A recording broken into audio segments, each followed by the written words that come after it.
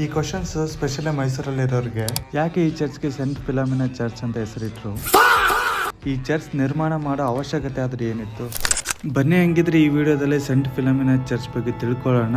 Let's get into saint Philomena church video.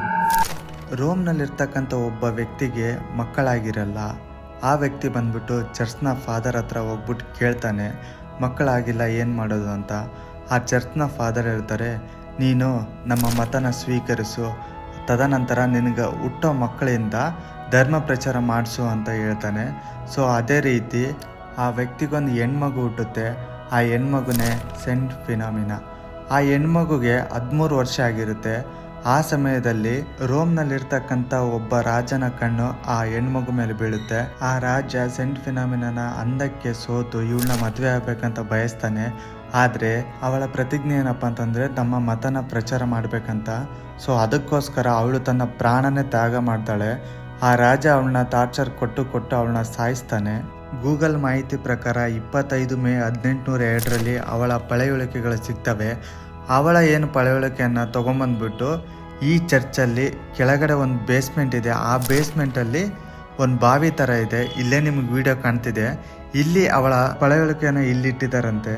1933 ಮಹಾರಾಜ ಕೃಷ್ಣರಾಜ ಒಡೆಯರ್ ಅವರು ಈ ಚರ್ಚ್ನ ಕಟ್ಟೋಕೆ ಬುನಾದಿ ಆಗ್ತಾರಂತೆ. ಸುಮಾರು 1941 ಈ ಚರ್ಚ್ನ ನಿರ್ಮಾಣ ಕಂಪ್ಲೀಟ್ ಆಗುತ್ತಂತೆ. ಸುಮಾರು 175 ಫೀಟ್ ಅಂದರೆ 53 ಮೀಟರ್ ಎತ್ತರ ಇರ್ತಕ್ಕಂಥ ಈ ಚರ್ಚು ಭಾರತದಲ್ಲೇ ಅತಿ ಉದ್ದವಾದ ಚರ್ಚ್ ಅಂತ ಫೇಮಸ್ ಆಗಿದೆ. ಇದು ನಿಯೋ ಗಾಥಿಕ್ ಸ್ಟೈಲ್ನಲ್ಲಿ ನಿರ್ಮಾಣ ಆಗಿದೆ. ಇದೇ ಥರದ ಚರ್ಚ್ ನಿಮಗೆ ಜರ್ಮನಿ ಮತ್ತು ನ್ಯೂಯಾರ್ಕ್ನಲ್ಲಿ ಮಾತ್ರ ಕಂಡುಬರುತ್ತೆ. ತದನಂತರ ಈ ಚರ್ಚ್ಗೆ ಬಂದು ಪ್ರೇಯರ್ ಮಾಡೋರಿಗೆ ಯಾವುದೇ ರೋಗ ಇದ್ದರೆ ರೋಗ ಹೋಗೋಕ್ಕೆ ಸ್ಟಾರ್ಟ್ ಆಗುತ್ತಂತೆ. ಮಕ್ಕಳಾಗದೇ ಇರೋರಿಗೆ ಮಕ್ಕಳಾಗೋಕ್ಕೆ ಸ್ಟಾರ್ಟ್ ಆಗುತ್ತಂತೆ. ಒಂದು ಟೈಮಲ್ಲಿ ಏನಾಗುತ್ತಂದರೆ ಒಬ್ಬ ತಾಯಿಗೆ 6 ಜನ ಮಕ್ಕಳನ್ನು ಕಳ್ಕೊಂಡಿರ್ತಾಳಂತೆ. ಅದಾದಮೇಲೆ ಇವಳ ಹತ್ರ ಬಂದು ಪ್ರೇಯರ್ ಮಾಡಿದ ಮೇಲೆ ಒಬ್ಬ ಹೆಲ್ದಿ ಮಗು ಹುಟ್ಟುತ್ತಂತೆ.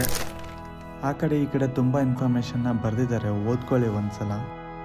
ಸೊ ಇವಳ ಒಂದು ತ್ಯಾಗದ ಸ್ಮರಣೆಗೆ ರಾಜ ಒಡೆಯರ್ ಅವರು ಈ ಚರ್ಚ್ನ ನಿರ್ಮಾಣ ಮಾಡ್ತಾರೆ. ಈ ಚರ್ಚ್ನ ಕೃಷ್ಣರಾಜ ಒಡೆಯರ್ ಅವರು ಆಗಿನ ಕಾಲದಲ್ಲಿರ್ತಕ್ಕಂಥ ಬ್ರಿಟಿಷರಿಗೆ ಮತ್ತು ಸೈನಿಕರಿಗೆ ಪ್ರೇಯರ್ ಮಾಡೋದಕ್ಕೋಸ್ಕರ ಇದನ್ನು ನಿರ್ಮಾಣ ಮಾಡ್ತಾರಂತೆ. ಐ ಹೋಪ್ ಈ ವಿಡಿಯೋ ತುಂಬ ಇಷ್ಟ ಆಗಿದೆ ಅನ್ಕೋತೀನಿ. ನಾನು ಕೊಟ್ಟಿರೋ ಇನ್ಫಾರ್ಮೇಷನಲ್ಲಿ ಒಂದು ಸ್ವಲ್ಪ ಇನ್ಫಾರ್ಮೇಷನ್ ಆದರೂ ನಿಮ್ಗೆ ಗೊತ್ತಿರಲಿಲ್ಲ ಏನೋ, ಇವತ್ತು ತಿಳ್ಕೊಂಡಿದ್ದೀರೇನೋ ಅಂತ ಅನ್ಕೋತೀನಿ.